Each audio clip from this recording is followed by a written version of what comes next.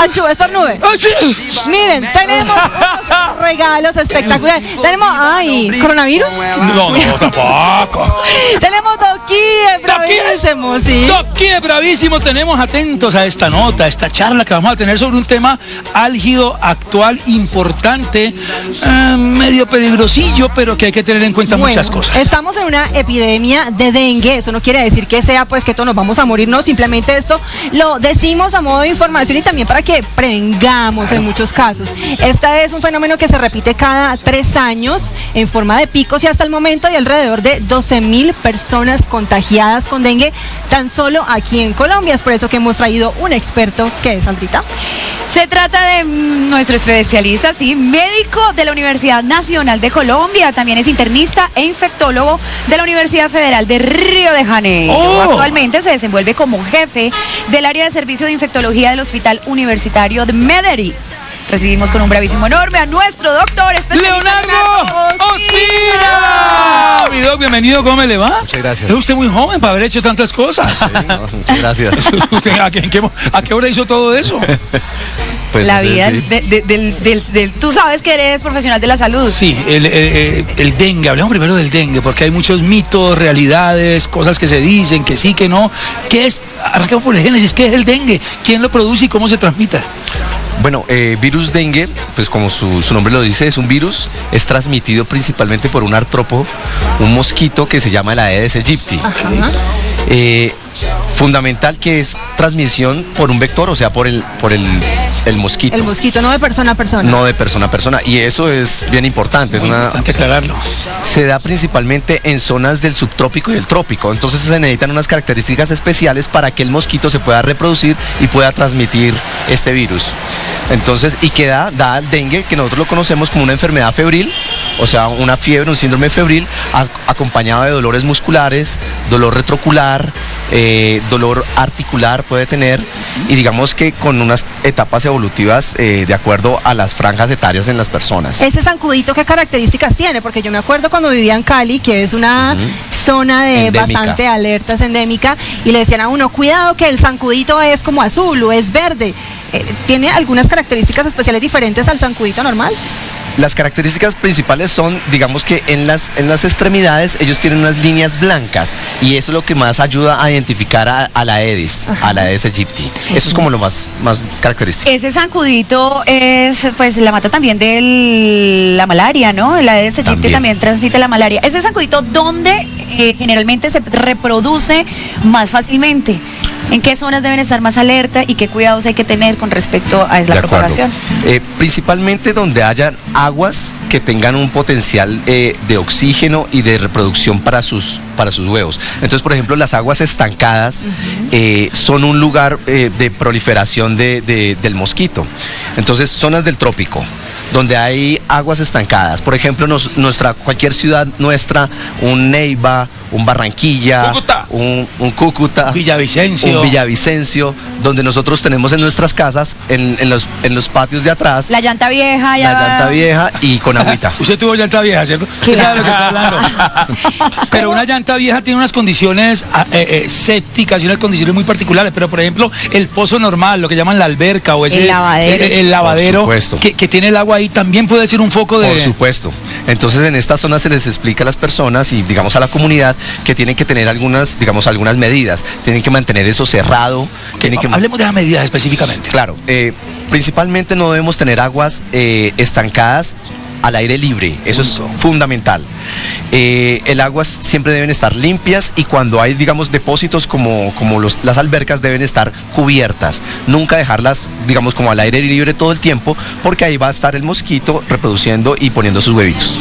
En estas zonas endémicas, ¿qué podemos hacer para prevenir el contagio del dengue a través de ese mosquito? ¿El repelente de uso común funciona? Sí, es una de las medidas, pero además de esas medidas, ya dijimos, entonces, mantener los depósitos de agua, el repelente, el uso de mosquitero, ¿no? Entonces las personas en las noches deben usar su mosquitero, debe ser limpio, un mosquitero limpio, adecuado, toldillo. Que siempre, o toldillo. O también el anjeo en las ventanas, ¿no? El anjeo en las ventanas. La ventana abierta, pues ponerle su anjeo. Y por supuesto a los niños siempre se les recomienda, y por supuesto también a los adultos, utilicen, aunque sean climas cálidos, ropas que sean de manga larga, no utilicen tanto la pantaloneta, sino pantalones largos, tengan medias, así sean de una tela más delgada, pues por su comodidad. Yo me acuerdo hace unos años cuando vivía en Cali me dio dengue.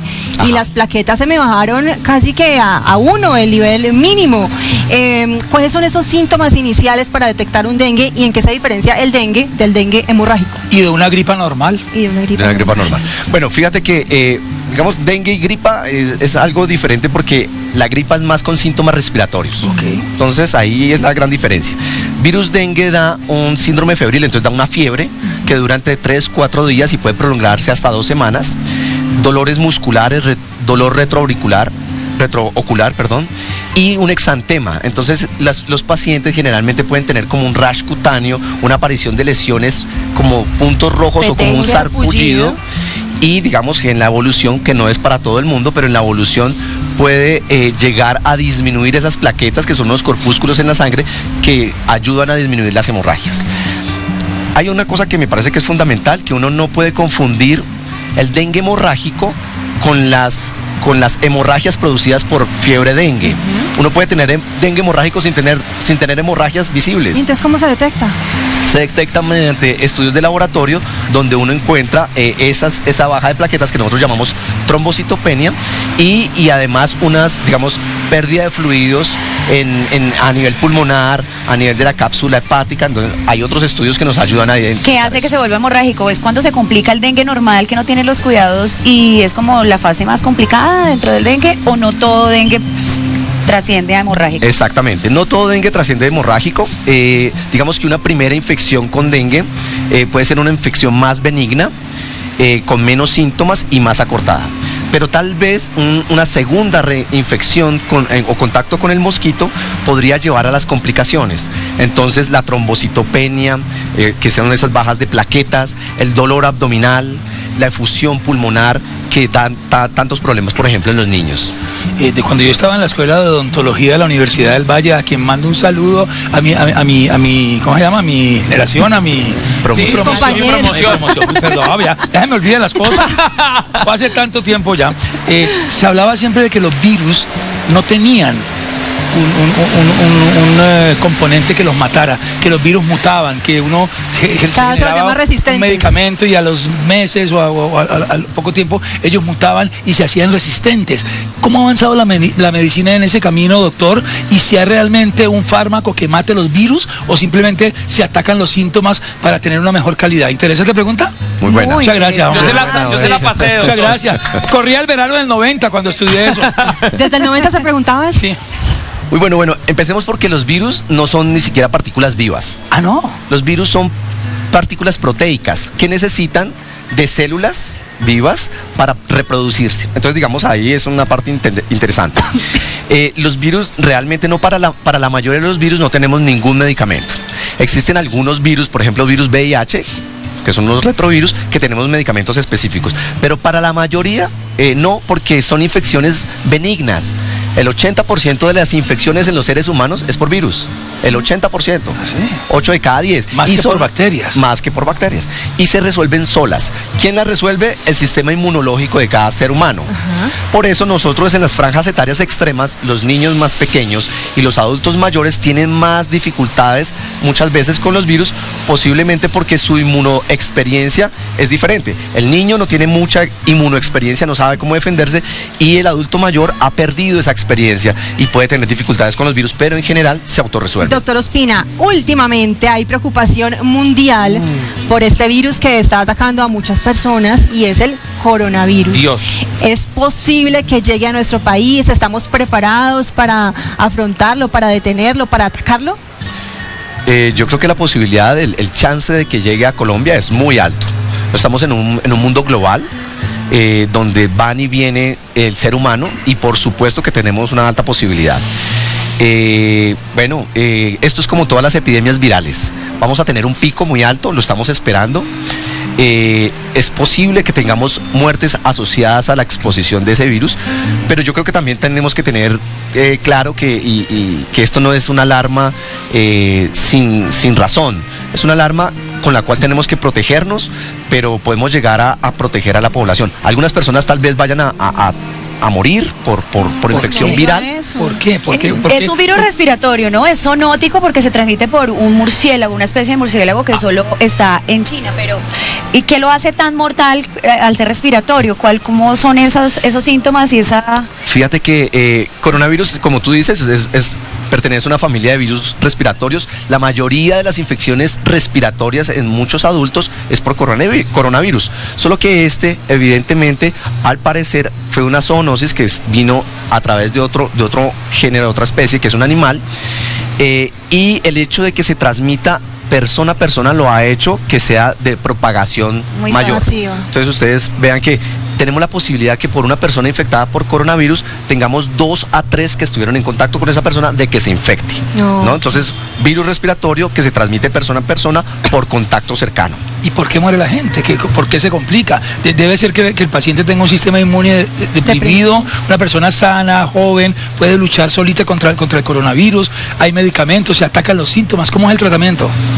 Bueno, de una vez, porque rápido me dicen, bueno, yo hice un 3 en 1 ahí. Entonces, virus respiratorio, ¿sí? de contactos cercanos, alta transmisión. Tenemos una letalidad descrita hasta el momento de entre el 2 y 4%, que es una letalidad, digamos, baja, pero la característica de eso es que puede que se disemine muy rápido, ¿no? Tratamiento, pues no tenemos. Para las infecciones virales no hay tratamientos, entonces es manejo sintomático. ¿Quiénes se complican? Principalmente hasta el momento, y lo que sabemos en estos mes largo que tenemos de epidemia, es que se están complicando más los adultos y la franja después de los 49 años es como el adulto mayor, de ahí empiezan las complicaciones. No sabemos aún si los niños tienen tantas complicaciones como los adultos. Parece ser que el niño tienen infecciones benignas y puede ser que muchos de las personas que se van a infectar con coronavirus ni siquiera las alcancemos a diagnosticar, porque van a pasar con un síndrome febril y respiratorio, un resfriado común y hasta ahí llegó. Vi esta semana que nació el primer bebecito con coronavirus. Ay, Dios. Bueno, Doc, hablando precisamente de esa sintomatología, yo llevo 2 semanas con tos. Ay, no, coronavirus. Ya tuvo con un chino por ahí. No, usted no tiene coronavirus, usted la está descoronando en estos días. Pero a lo que voy es que en este momento uno dice, bueno, no es coronavirus, obviamente, porque no ha llegado a Colombia, no he ido a China, no he tenido contacto con asiáticos, pero ya cuando llegue el virus a nuestro país, que es muy probable que llegue, ¿cómo lo diferenciamos de una gripa, de un resfriado, para que no colapsen los centros de salud? Porque todo el mundo con tos o con estornudos va a ir a urgencias. De acuerdo. La definición de caso, tú casi que nos la contaste. Uno tiene que tener un síndrome febril, síntomas respiratorios y haber tenido contacto o con el lugar de donde se encuentra el brote o con personas que han tenido el virus diagnosticado. Entonces no a todo el mundo, por supuesto, les vamos a sospechar que tiene coronavirus. Ahora, hay un periodo de incubación que es como de 14 días, entonces puede llegar alguien con el coronavirus sin tener muy presente los síntomas y lo puede estar contagiando. Claro, ahí no hay nada que hacer. El periodo de incubación, que es el tiempo en que tú tienes la enfermedad pero sin síntomas, puede ser entre 4 o 7 días hasta los 14 días. ¿Y ese periodo de incubación es muy contagioso o...? Es contagioso. Ay, caramba. Oye, dicen que los virus se contagian más cuando la persona que tiene ya está saliendo de él. Cuando ya se está curando uno es cuando se supone que es más contagioso.